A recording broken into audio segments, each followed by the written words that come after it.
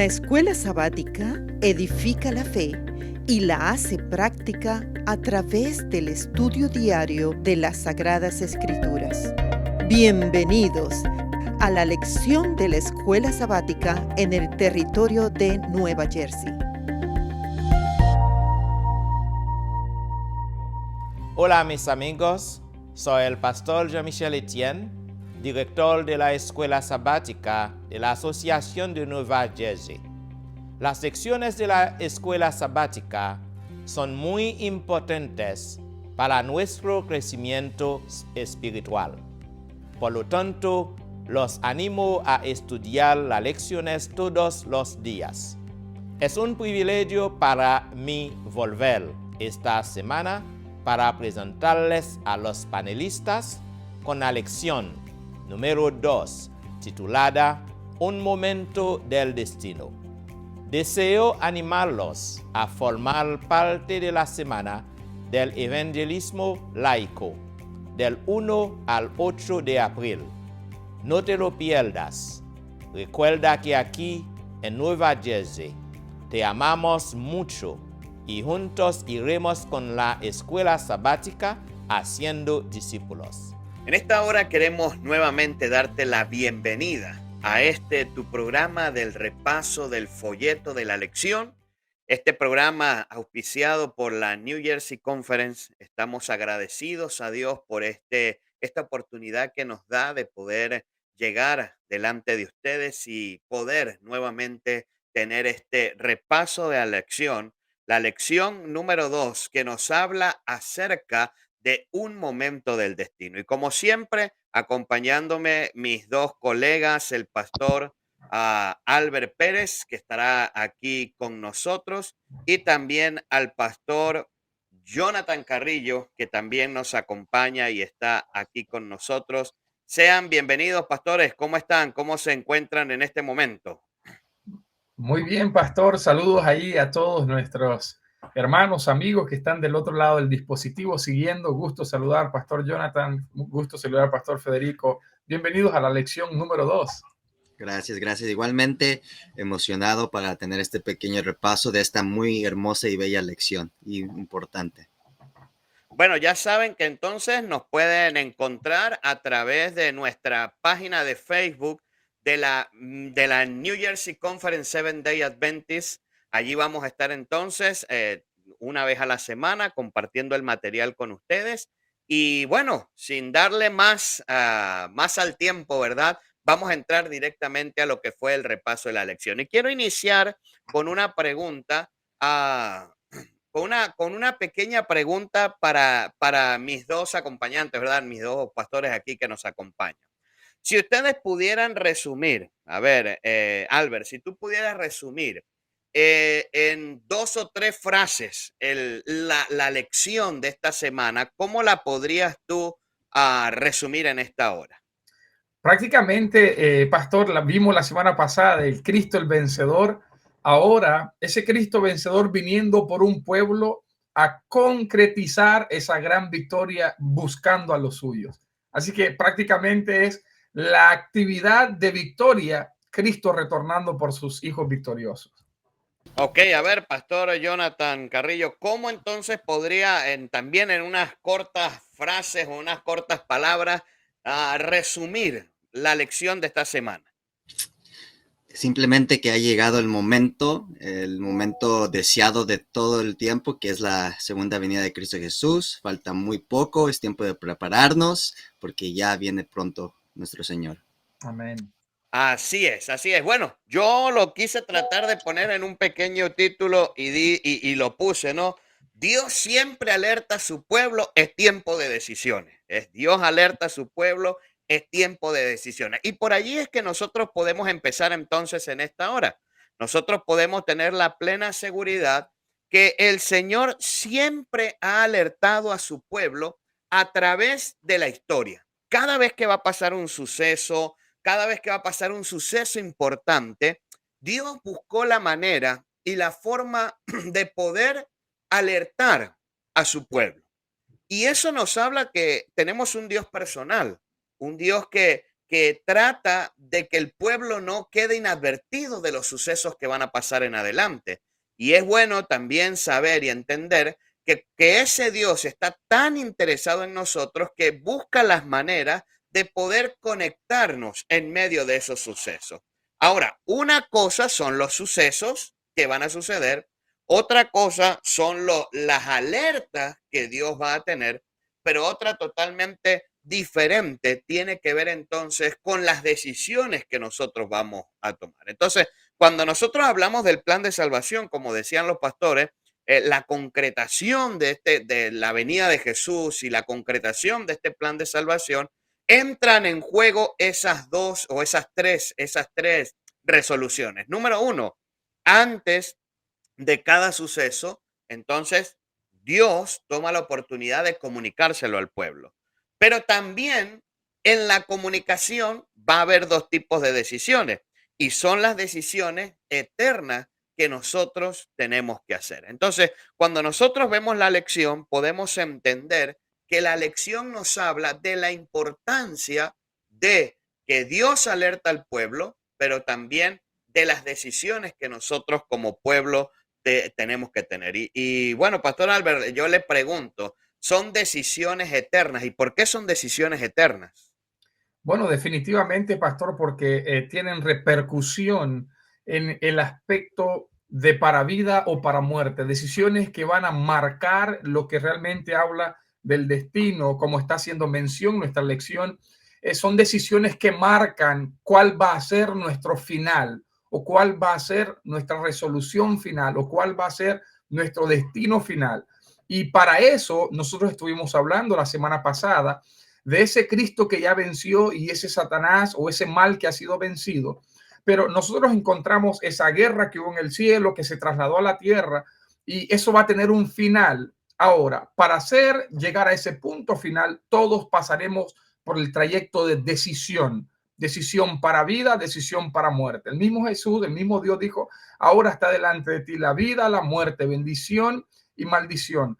Elige, y ese término de elige está muy vinculado o está muy relacionado a la toma de decisiones. Así que, pastor, todos estamos en el campo de tomar decisiones para nuestro destino final. Y Pastor Jonathan, bueno, decíamos, ¿verdad? Bueno, son preguntas que no aparecen en la lección, pero las podemos ir analizando, ¿no? Dijimos, bueno, hay que tomar decisiones, Dios busca los elementos necesarios para poder transmitir ese mensaje. Y cuando nosotros vemos a través de la historia, Dios siempre buscó algo o alguien para poder llevar ese mensaje. Por lo menos cuando estuvo el diluvio, fue Noé. También podemos hablar de diferentes sucesos, pero Pastor Jonathan, ¿quién tiene la responsabilidad entonces hoy de poder llevar ese mensaje antes de que suceda este evento final? Esa es muy buena pregunta y eso se conecta con nuestra lección de la semana pasada. Y antes de contestar directamente esa pregunta, creo que es importante recordarle a las personas que nos acompañan a través de este trimestre que es importante de conectar cada lección de cada semana, que realmente es un solo mensaje, no son lecciones separadas. Pero la lección de la semana pasada nos mencionó exactamente de un pueblo conocido como el remanente, aquellos que guardan los mandamientos de Dios y tienen este testimonio de Jesús. Entonces realmente un pueblo que vive a la altura de lo que Dios manda. Gente que realmente entiende los tiempos en que vivimos, son aquellos que tienen que llevar este mensaje a un mundo que realmente desconoce la situación actual, del contexto de este gran conflicto que pronto llegará a su clímax, que es la segunda venida de Cristo Jesús. Quiere decir entonces que somos nosotros, ese pueblo, los responsables de llevar ese mensaje. Pero al final, quiero decirle que los eventos no cambian. Los eventos no van a cambiar. Lo que van a cambiar o lo que tienen que cambiar son nuestras decisiones. Dice Jesús, el libro de educación dice Jesús, no cambia el carácter de su venida. La obra de transformación debe hacerse ahora. Nuestra vida diaria determina nuestro destino. O sea, hay un suceso final. Dios alerta al pueblo y esa alerta, pues bueno, nos da entonces a nosotros ahora la capacidad de decidir. Ahora, Pastor Albert, la lección nos hablaba acerca de la venida del Hijo del Hombre. Ahora, ¿por qué se utiliza ese término Hijo del Hombre? Pastor, buena pregunta para ir entrando en materia. Cuando nosotros encontramos la expresión hijo de hombre en la Biblia, esta expresión está resaltando la humanidad. Habla de la persona maravillosa de Jesús. Recordamos el que se hizo uno semejante a nosotros. Y cuando nosotros encontramos este término denota con sinceridad esa expresión de cariño para identificarse con la raza humana caída. Este término lo encontramos 82 veces, la lección nos menciona en la Biblia, y cuando nosotros encontramos la repetición de este término, estamos encontrando a ese Dios que se hizo semejante a uno de nosotros, dice la Escritura, a ese Dios que se identifica con la expresión y con el sufrimiento y con el caminar del ser humano. Es por eso que nosotros encontramos en el Nuevo Testamento, en los evangelios, utilizando repetidamente este término, mostrando que nosotros estamos o Dios está identificado específicamente con la necesidad y con el sufrimiento y con el caminar del ser humano. Por eso encontramos muchas referencias como Mateo 16, donde dice que el Hijo del Hombre vendrá en gloria. Y encontramos muchos textos que dice cuando venga el Hijo del Hombre. Esa expresión Hijo de Hombre está prácticamente arraigada a ese Cristo que se hizo semejante a nosotros, que se hizo hombre en favor de ser simpatizante con la raza caída. Y esa expresión nos hace mostrar que ese Hijo de Hombre vendrá con sus ángeles, vendrá a hacer lo que nosotros conocemos como buscar a los suyos. Prácticamente es una palabra identificativa a lo más cercano a la necesidad al ser humano. Es una palabra identificativa con nosotros.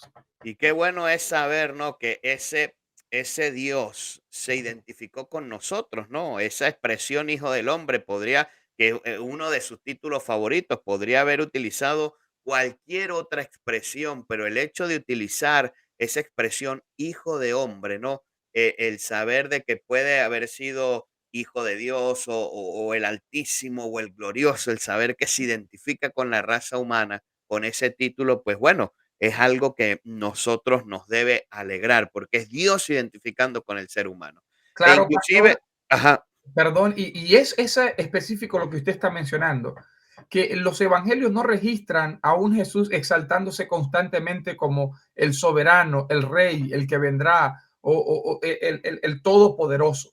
Usa más la expresión hijo de hombre que cualquier expresión de su naturaleza divina. Eso nos muestra, pastores y hermanos que están del otro lado de la pantalla, que ese Jesús está bastante identificado con la raza humana, con esa raza caída. Se hizo muy semejante a nosotros y a través de esa identificación él desarrolla el acto de victoria sobre sus hijos. así es, así es. Bueno, interesante entonces saber esa expresión del Hijo del Hombre que aparece en lo que fue nuestro, ¿verdad? Nuestro versículo de memoria o nuestro versículo clave de Apocalipsis capítulo número 14. Indudablemente, esta lección habla de Apocalipsis 14, habla de esos momentos de decisión, de los momentos de la cosecha, habla acerca de los resultados de la decisión. Entonces, enmarcado en ese Apocalipsis 14, entonces nos da esa descripción como aquella persona que se acerca o a ese Dios que se acerca a la raza humana y utiliza esa expresión. Ahora, Pastor Jonathan, también estuvimos, también estuvimos hablando acerca de lo que tiene que ver con el juicio final. Y la lección nos hablaba acerca de dos referencias bíblicas, Apocalipsis capítulo 14, verso 14, y Hechos 1, 9 al 11. Yo le pregunto, pastor, ¿cómo nosotros podemos conectar o qué similitudes podemos conseguir en estos versículos? Muy buena pregunta. De hecho, primero hay que analizar y entender qué nos dicen estos dos versículos. Apocalipsis 14:14 nos dice que miré y vi una nube blanca y sobre la nube uno sentado semejante al Hijo del Hombre. Y como acaba de declarar el pastor Pérez, se está refiriendo a Jesús, a nuestro Cristo. Y luego también miramos nosotros en Hechos, capítulo 1, versículo 9 al 11, es el momento de cuando Jesús asciende al cielo. Y se nos dice ahí que pues Jesús fue elevado a la vista de los discípulos y una nube los ocultó de sus ojos. Ahora ahí también en el versículo 11 se nos dice que este mismo Jesús, un ángel le está diciendo a los discípulos, este mismo Jesús que ha sido llevado de ustedes al cielo, volverá de la misma manera que ustedes los han visto ir al cielo. Entonces nos da, primero que nada, entender que la manera en que Jesús fue es la manera en que Él va a regresar.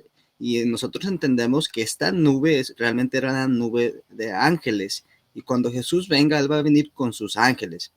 Pero hay algo más, todavía aún más importante, porque lo que realmente quiere hacer estos dos versículos, al ser una conexión entre ellos, es presentar que el Jesús, el Hijo del Hombre, el que va a venir es el mismo que se fue. No es otro Jesús, no es otro Dios, es el mismo Jesús.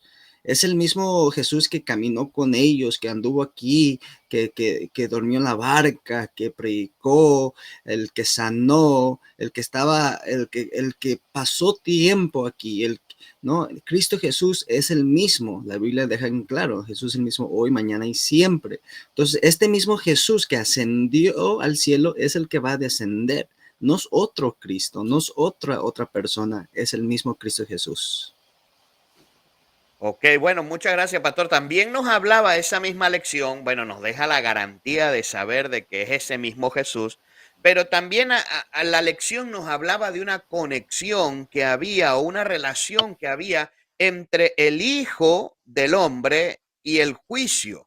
¿Cómo nosotros podríamos entonces hablar de esa relación? Claro, esa relación se ve claramente en el libro de Daniel, porque allí el profeta Daniel nos presenta, dice que él mira al Hijo del Hombre, ¿no? Y lo conecta en el contexto del juicio. Ahora, eso es específicamente en Daniel 9, específicamente versículo 9 y 10, donde dice que Daniel ve un trono celestial con miles de millares y millones de seres celestiales y angelicales reunidos alrededor del trono. Ahora, si nos dice que inicia un juicio y que los libros son abiertos, estos libros son los registros celestiales de nuestras vidas y se abren ante todo el universo. Ahora, poquito después, en el versículo 13 y 14, el Hijo del Hombre, que ya dijimos es Cristo Jesús, Jesús se acerca al anciano de días, que es el Padre, y recibe el reino eterno. En este contexto, pues el juicio no se lleva a cabo ante todo el universo, ¿no? Y deja en claro que el Padre, que el Hijo y el Espíritu Santo han hecho todo lo posible para salvar la humanidad.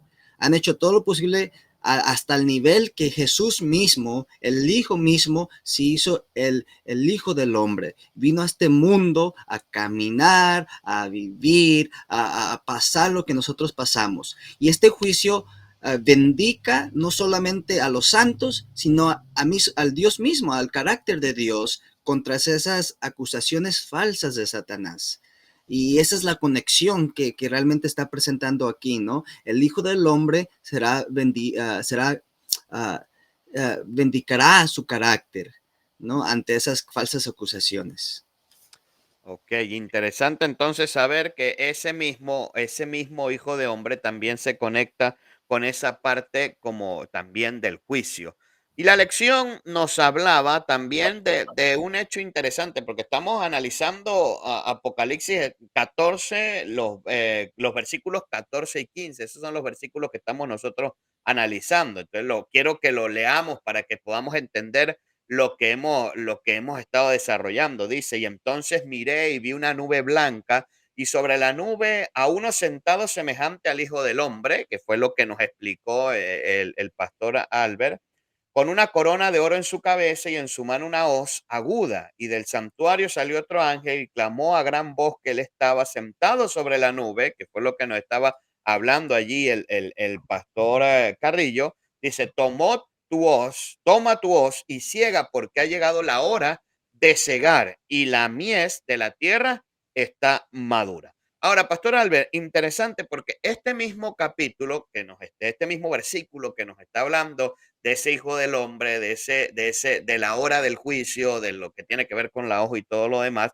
también nos habla de una corona, dice, y dice que ese hijo de hombre tenía como una corona de oro sobre su cabeza.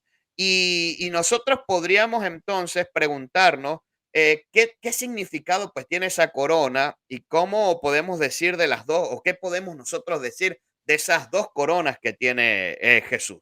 Bien, gracias, pastor. Nosotros encontramos claramente, hay dos instrumentos que queremos resaltar en la lección, en esta sección de la lección. El instrumento sobre la corona y el instrumento sobre la hoz. Podemos identificar claramente dos coronas, pastor, pero la Biblia Apocalipsis dice una corona. Sí, pero nosotros queremos hacer mención de este hijo de Dios o este hijo de hombre también, como más se ha sido resaltado en los evangelios, que ustedes recuerdan bien, Jesús, el que se hizo semejante a nosotros en su amor hacia la humanidad, portó lo que era la corona de espina. Esa corona de espina que colocaron en forma de burla, de blasfemia, como rey de los judíos, que colocan en su crucifixión. Esa corona de espinas era símbolo de deshonra, de vergüenza. Era una corona que fue colocada sobre él como un acto de vergüenza o de deshonra al Jesús, al Mesías. Pero ahora nosotros encontramos, pastor, que ese Cristo, antes de ascender, porta una corona de espinas en amor a nosotros, pero ahora ese Cristo está descendiendo o a punto de descender y trae, dice la Biblia, una corona de oro. Esa corona nosotros encontramos una práctica antigua que utilizaban la corona, esa terminología, estéfanos, que era de vencedor. Nosotros encontramos la palabra que se utilizaba para poder coronar o para poder honrar a aquellos que ganaban un certamen importante. Se le daba un estéfanos, una corona a los estéfanos, a los vencedores. Ahora, hay algo que no está en la lección, pero es importante que usted tenga como un agregado, como un tip muy bueno en relación a esto de la corona. Los reyes utilizaban en el Antiguo Testamento, utilizaban una corona de rey. Esa corona de rey en su traducción era la diadema. En su palabra original, la palabra diadema era la corona que utilizaban los reyes. Ahora, cuando el Señor, la corona que está hablando de Jesús, el Hijo de Hombre descendiendo, no está utilizando una corona de rey normal, la diadema. Él está utilizando la corona de vencedor, la palabra estéfanos, o de la corona estéfanos. ¿Qué significa esto, pastor y hermanos que están del otro lado? Nosotros vemos claramente que Jesús no solamente está portando una corona como de rey por la tradición que utilizaban los reyes, sino que está utilizando otro tipo de corona, no simplemente la corona de tradición que utilizaban los reyes, sino está utilizando la corona de estéfanos, de un vencedor. Ahora él viene como un victorioso, como un rey victorioso, un rey vencedor a buscar a los suyos. Así que, pastor, eso tenemos hasta ahora para mencionar de las coronas. ¿Qué le parece esa impresionante declaración de ese Jesús vencedor? No portando una corona simplemente tradicional de rey, sino una estéfanos de un vencedor. Interesante, ¿no? Interesante, pues, porque también la lección, claro, nos hacía referencia de una corona, pero interesante saber también ver que el Señor Jesús no cargó una sola corona, cargó dos coronas, una para la salvación de nuestros pecados a través de esa muerte de Él en la cruz del Calvario, pero ahora una corona totalmente diferente, no de diadema, sino de vencedor, y saber que nosotros contamos con un Jesús vencedor, un hijo semejante al Hijo del Hombre, como dice el versículo, vencedor. Por eso la lección de la semana pasada es, gana, Jesús gana, Satanás pierde. Pues Amén. contamos con ese Jesús que es vencedor. Y es interesante, pues, ver en medio de esta, de poder ver en medio de esta lección cómo la lección va mostrando, ¿no? A ese Jesús cercano a nosotros y en su forma de ser. Ahora, cuando nosotros seguimos analizando Apocalipsis 14, específicamente estamos en el versículo 14 y 15. Allí es donde estamos. Nos habla, el versículo sigue diciendo, el verso 14, y tengo la Biblia por este lado, por eso volteo para allá, dice: toma tu hoz y ciega, porque ha llegado la hora de cegar, y la mies de la tierra está madura. A mí me gustan los simbolismos que utiliza a Dios para hablarnos y hacer las cosas más sencillas. ¿A quién no le gusta sembrar? A muchas personas le gusta sembrar, quizás no a todos, pero qué es lo mejor de sembrar? Es el poder saber que uno echa en la tierra una semillita y que esa semillita va creciendo, y después que creció, oye, no hay nada mejor que ir y recoger allá atrás de tu casa el chilito que sembraste y poder utilizarlo en la comida. ¿Por qué? Porque, bueno, detrás de cada semilla, indudablemente tiene que haber una cosecha. Ujú. Y el día jueves nos habla acerca de eso, ¿no? Cada semilla produce una cosecha. Ahora, Apocalipsis 14 habla de ese tipo, de esa cosecha. Y yo le pregunto, Pastor Jonathan, ¿qué representa en ese Apocalipsis 14 que se menciona esas dos cosechas? ¿Qué representa esas dos cosechas? Claro, eso es muy cierto, ¿no? La parte, digamos, el clímax, lo bello de plantar, de sembrar es la cosecha. Y nos dejas en claro, Apocalipsis 14, que hay dos cosechas. La cosecha del grano dorado ¿no? representa a los justos. Y la cosecha de las uvas sangrientas representa a los injustos o tristemente los que se han de perder. Ahora, ambas cosechas están completamente maduras. Esto es muy importante de entender, no, porque la lección está dejando en claro que cada semilla sembrada ha llegado a, a madurar al punto exacto. Y vamos a mirar esta idea a través de toda la Biblia, ¿no? De hecho, no solamente en Apocalipsis 14, ahí mismo en Apocalipsis, pero si vamos nosotros al capítulo 22, que es un capítulo que habla directamente de la venida de Cristo Jesús, ahí también miramos que 3 veces afirma que Jesús vendrá, que viene pronto, pero él agrega que el que es injusto siga siendo injusto y no, y el que es justo siga siendo justo, haciendo alusión a esto, ¿no? De la cosecha, que hay dos grupos nomás, ¿no? Ambos grupos ya llegaron a la madurez, ya están maduros, ¿no? Está la cosecha del grano dorado, representado a los justos, al pueblo de Dios. Por eso Dios dice: lo que sean justos, sigan siendo justos porque ya están maduros. Y la cosecha de las uvas sangrientas simplemente está diciendo o representando a los injustos, a los perdidos, que está diciendo ya llegaron a un nivel que si eres injusto, sigue siendo injusto, ¿no? Entonces realmente miramos eso ahí, esta división de dos grupos. Y bueno, qué interesante es saber esta idea acerca de estos dos grupos, ¿verdad? Y bueno, de cómo se nos habla de esas dos cosechas. Ahora, Pastor Albert estaba allí haciendo la pregunta o ponía la pregunta, ¿no? Hay dos cosechas, hay dos grupos, está la de los granos, está la de las uvas, pero al final, ¿quién decide en qué lado va a estar? ¿Quién lo decide? Bueno, pastor, eso es justamente lo que toma la lección, es el aspecto de tomar decisiones. El vencedor, el que viene allí con la corona de oro, está por regresar. Nosotros hemos de tomar decisiones de qué lado estar. Del lado del que gana, como Jesús decía en la lección pasada, o del lado de los que serán vencidos por las huestes del mal. Que el Señor nos permita a nosotros estar en el grupo de los que van a estar de los vencedores.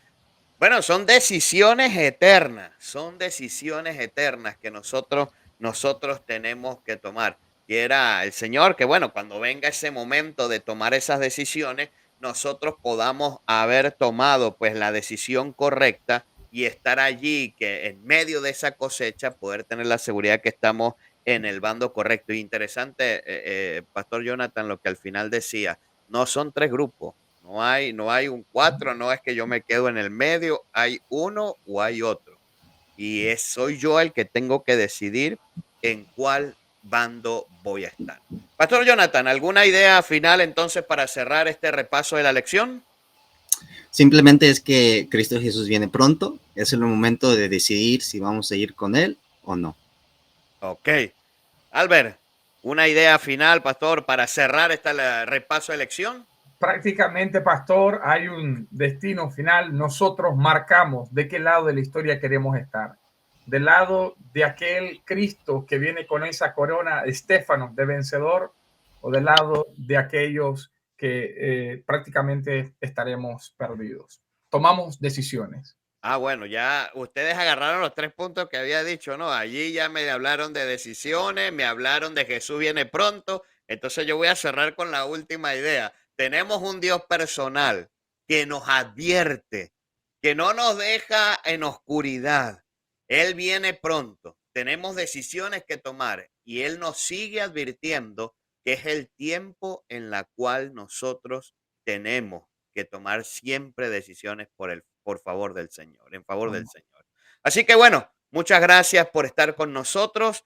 Que Dios me los bendiga. Muchas gracias, Pastor Albert. Muchas gracias, Pastor Jonathan, por acompañarnos. Y nos vemos la semana que viene con la lección número 3 y estaremos todos juntos compartiendo acerca del Evangelio eterno. Desde aquí, de la New Jersey Conference, desde el lugar donde nos ves, estaremos orando por ti y que esta herramienta pueda ser de gran bendición para tu vida espiritual. Que Dios te bendiga y gracias por estar con nosotros.